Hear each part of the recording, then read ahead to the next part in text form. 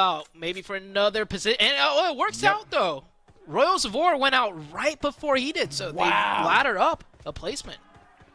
Take that placement point. Now, here we go. The hometown heroes are still alive as Next Ruya and D plus Kia are still in the mix. Let's see how this all plays out. There we go. Nobu getting a knock onto a Grelin. That's going to be a big one.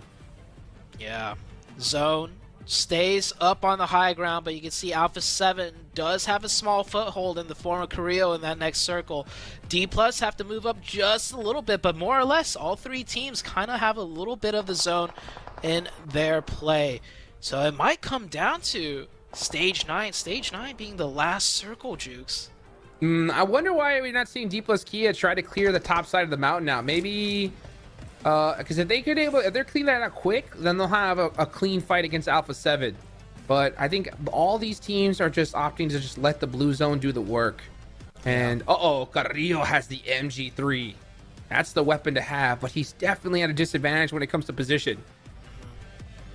The problem with D plus pushing now is that even if they push over and only one of them get knocked, Alpha 7 is going to strike fast, and Alpha 7 have vehicles from the low ground. That could be fast enough to, you know, make a timely third party. So I think D plus realizes this, so they can't even risk taking that 4v2 on the high ground either.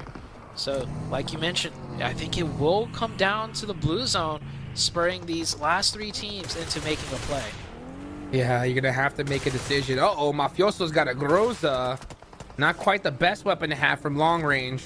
So he's got two CQC weapons. It's gonna really up to see if Alpha 7 can get close. If they do, I think they win this match. It's really up to D plus Kia to play keep away, keep them down that mountain, apply that pressure. It's so difficult to do though, especially with Alpha 7 with all those vehicles. Yeah. Circle about to close into nothing now very soon. One more. Yep. There we go. Stage 9. It's going to be a three-way fight.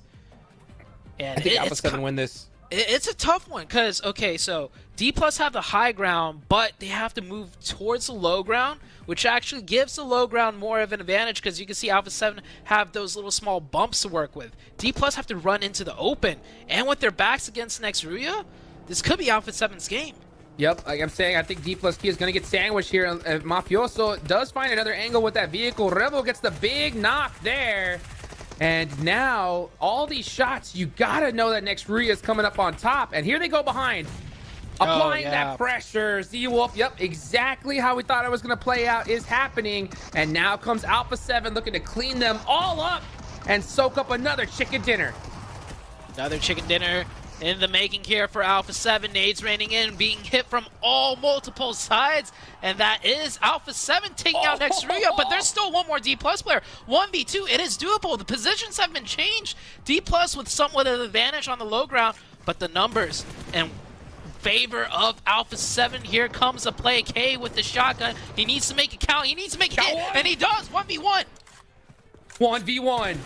K. Can he do it?